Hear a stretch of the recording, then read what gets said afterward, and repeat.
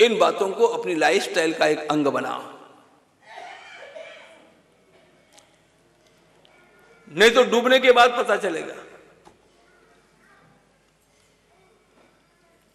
और ये पहले से ही वातावरण ऐसा होना चाहिए।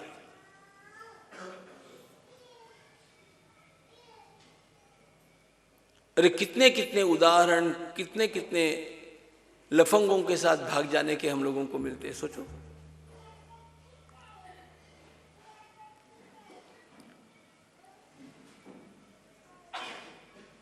प्रहलाद जी से जब पूछा, हिरण्यकशिपु की नास्तिकता खराब है, लेकिन वो अपने बेटे के लिए सावधान है। जहां से जितनी अच्छाई मिलती है उतनी ले लेनी चाहिए, ये अपने जीवन की स्टाइल होनी चाहिए। जहां जो थोड़ा सा अच्छा मिला, उसी कण को जिसने उठा लिया, उसका जीवन धन्य है।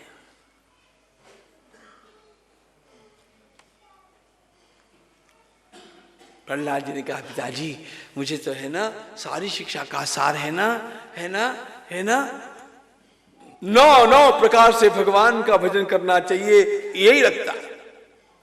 श्रवणम कीर्तनम विष्णु, स्मरणम पाद सेवनम, अर्चनम वंदनम दास्यम, सख्यमात्म निवेदनम, इति पुंसार्पिता विष्णु भक्तिश्चेन्नवलक्षणा, क्रियते भगवत्यद्धा तन्मन्येधीतमुत्तमम्।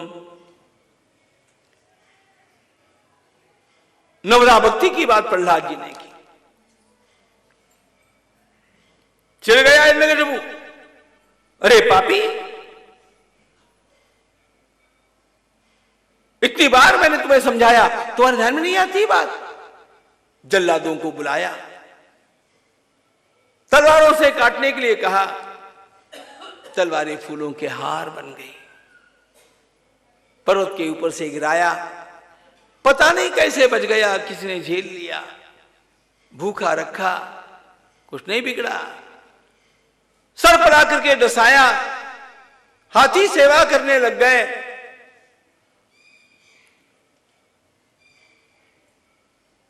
किसी प्रकार ये मरता ही नहीं। हिरण्यकशिपु मरता नहीं है, प्रहलाद मरता नहीं है। ये रोज रोज रिपोर्ट लेकर के हिरण्यकशिपु हैरान हो गए। घर में वही चर्चा। इतने में क्या हुआ, गर्मी के दिन थे, बैसाख का महीना था। वैसे भी गर्मी की छुट्टियों में बेटियां पियर जाती है ना, तो हिरण्यकशिपु की बहन भी पियर आई थी। उसका नाम था होलिका मैडम। वो विदेशी महिला थी, फॉरेन। उसको जब पता चला कि ये मरता नहीं है, मरता नहीं है, घर में चलते, उसने कहा क्या बात है, क्या बात है। तो सैनिकों ने कहा, तो उसने कहा इसमें कौन बड़ी बात है, ऐसा करो उसको लाओ, मेरी गोदी में बैठा दो, चारों ओर से आग जला दो। तो उसने कहा, तो सारे दैत्यों ने कहा, फिर तो आंटी आंटी आंटी जी बोलते ना, हाँ दैत्यों की भाषा में आंटी बोलते हैं। वो बुआ जी तो देवताओं की भाषा में बोलते हैं।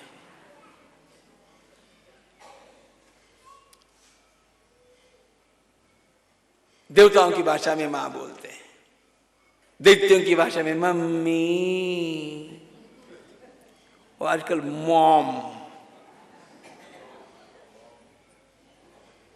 ऐसा ही कुछ बोलते भाई, मुझे आता नहीं है क्या बोलते। ये दैत्यों की भाषा की कथा चली है ना। ये हिरण्यकशिपु दैत्य है, उसकी बहन भी दैत्य है, होलिका।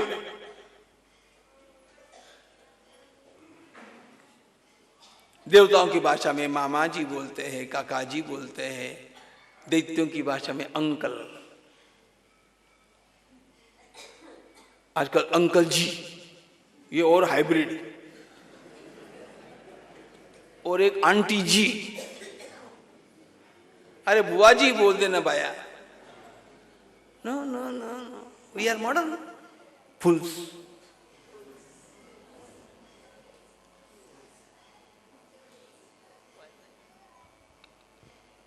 अपनी भाषा का स्वाभिमान रखिए,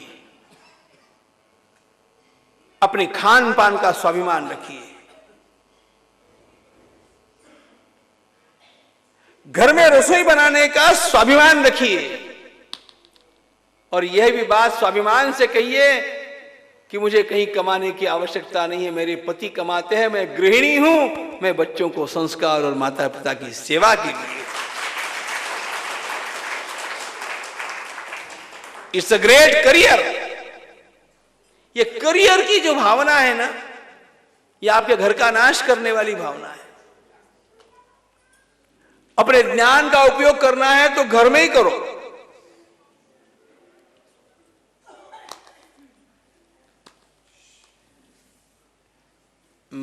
मेरी तो सीधी धारणा है,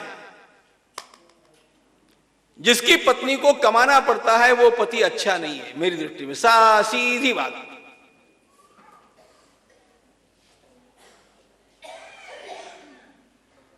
मैं पत्नियों के बारे में कुछ नहीं बोल रहा हूं। अरे भाई, बच करके बोलना पड़ता है।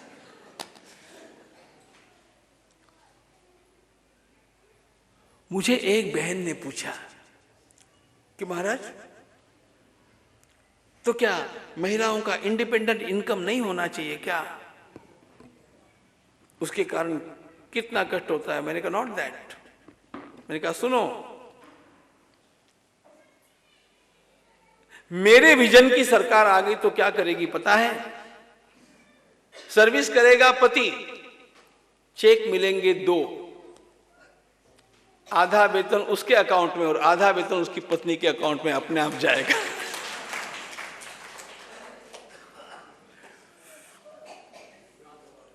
Without work she must get.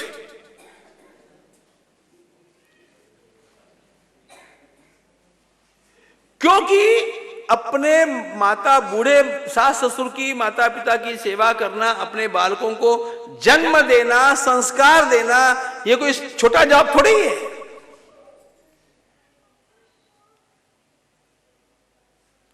ध्यान रखना, ये रुपए सिक्के तो कोई भी कमा लेगा, बच्चों को अच्छे संस्कार नहीं दिए तो जीवन में बुढ़ापे में रोना पड़ेगा। और यह काम अच्छे घर की बहुएं कर सकती है। विवशता के कारण जिनको कमाना पड़ता है उनके लिए मेरे मन में सद्भावना है। विवशता एक अलग बात है, इसका डिफरेंट इश्यू। बिना ही काम के डबल इनकम, काय का इनकम, डबल खाई, सगळे पड़ो।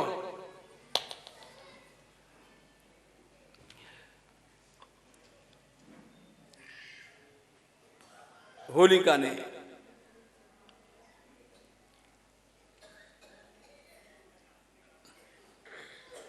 कहा आप ऐसा करो, चारों ओर से आग लगाओ।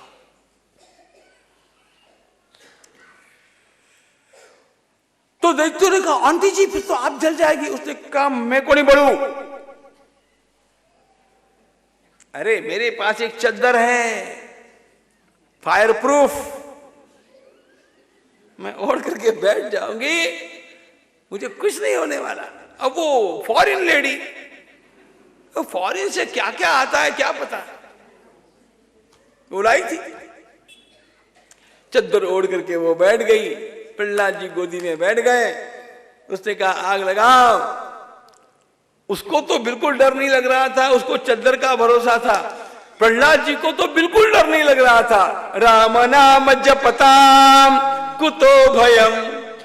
उनको लगता था अरे भगवान मेरी रक्षा करने वाले, वाई फियर। और जैसे ही आग लगाई गई, aunty ji was with a smiling face. Video वाले से कहा कि एक शॉट ले लो ना।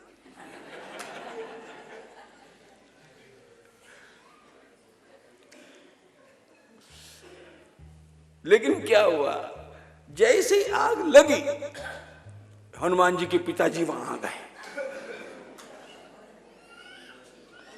ऐसे वायुदेव अपना प्रताप दिखाए। इतनी इतनी इतनी हवा जोर से चली, चादर तो उड़गीर, आंटी जी तो वाह।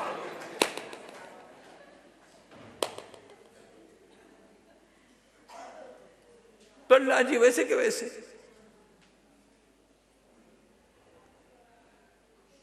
मरे नहीं, सत्य मरता नहीं, ध्यान रखना। शासन कोई भी आवे और जावे, शासन चाहे जितना अत्याचार करे, सत्य नहीं मरता। कितने भी शासन आएंगे और चले जाएंगे, लेकिन ध्यान रखना हमारे अयोध्या के राम मंदिर का सत्य मरने वाला नहीं है। मंदिर बनेगा, मंदिर भव्य बनाएंगे, मंदिर वहीं बनाएंगे, सत्य नहीं मरता। सत्य को मारने वाले मर गए, कहां के चले गए, झाड़ू में ही गए, कहीं गए।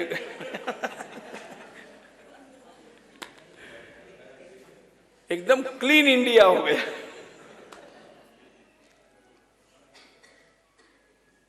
ये भगवान की कृपा।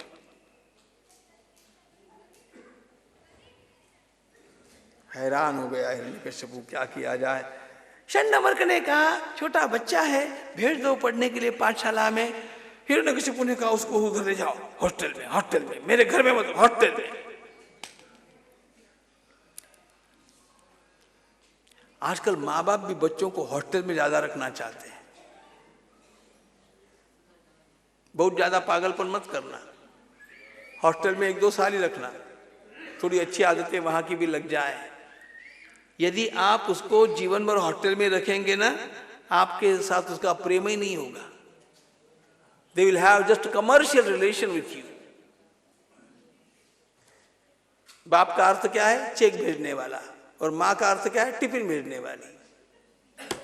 That's it. बच्चे पास में होने चाहिए। अच्छा, होटल से आते ट्रिप के लिए जाते हैं माँ बाप, वैसे माताएं भी ऐसी, वो होटल में भेजती इसके लिए कि अपनी छुट्टी हो जाए, free. It's a bad mother, not you, sorry.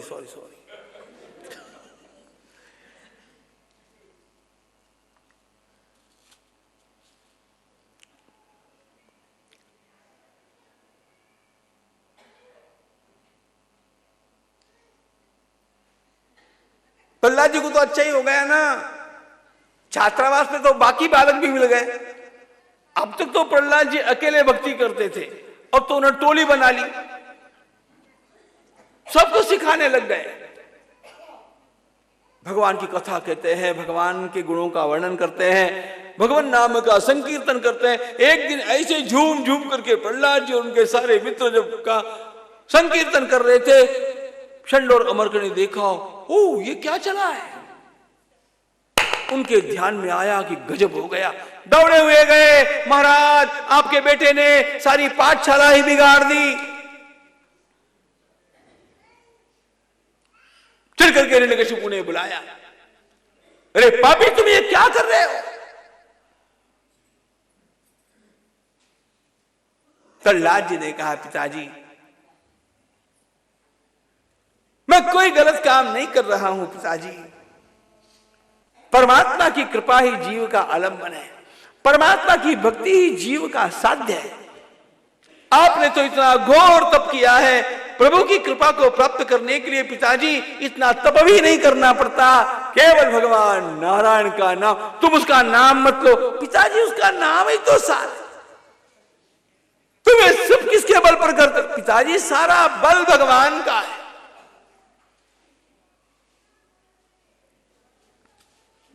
वो है का? प्रहलाद जी ने कहा वो तो कण कण में विराजमान है, कण कण, फिर दिखता क्यों नहीं है? This is the argument. Prahlad ji ने कहा, पिताजी दूध के कण कण में माखन होता है, लेकिन उस माखन को दूध में से कैसे निकाला जाए, इसकी एक प्रक्रिया होती है। उस प्रक्रिया से उसी दूध में से माखन का गोला अलग होकर के तैरने लग जाता है। उसी प्रकार सद्गुरु से साधना सीखनी पड़ती है, जिसके कारण निर्गुण निराकार परमात्मा जो कण कण में विराजमान है, सगुण साकार बनकर के अपने सामने खड़े हो जाते हैं। इस खंबे में भी है, अरे कण कण में है तो कहां नहीं होंगे, देखता हूं तुम्हें कैसे बचाता है। ऐसे कहकर के जैसे ही प्रहलाद जी की ओर लपकते हुए हिरण्यकशिपु ने उस स्तंभ के ऊपर प्रहार किया, खंबा फट गया। नृसिंह भगवान की जय, नृसिंह भगवान की जय। भगवान के दिव्य रूप को देख करके हिरण्यकशिपु घबरा गया। प्रभु ने उठा करके पकड़ लिया उसको, जैसे महासर्प का चूहे को पकड़ लेता है।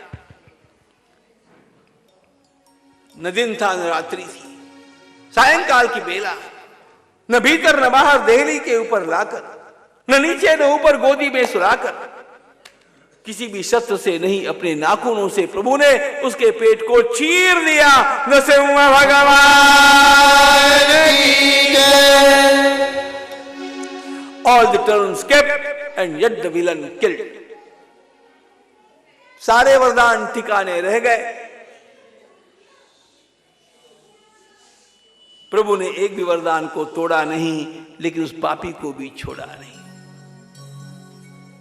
चतुराई से भगवान को नहीं जीता जा सकता, भगवान को जीता जा सकता है श्रद्धा से, प्रेम से, समर्पण से। कैसे प्रहलाद जी ने भगवान को इन गुणों के बल पर जीता, हम कल 2 बजे देखेंगे। और कल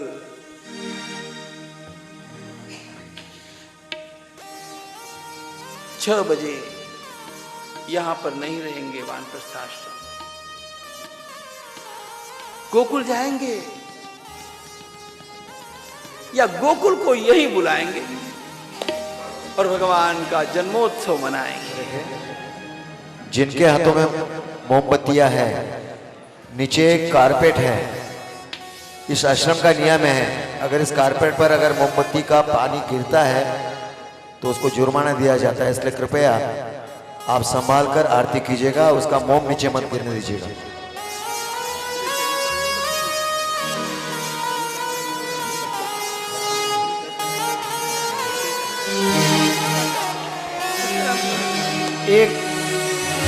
एक सूचना आप लोगों के लिए, कल सोमवार 19 नवंबर को भारत माता मंदिर के स्वामी जी श्री सत्यमित्रानंद जी महाराज सायं 4 बजे हमारे मध्य पधार कर आशीर्वाद वचन देंगे। धन्यवाद। एक और सूरत वासियों का यह परम सौभाग्य है कि पूज्य गुरु जी की सूरत शहर में ललिता चौकड़ी रेलवे स्टेशन से करीब 2 किलोमीटर दूर तारीख 19 दिसंबर प्रभु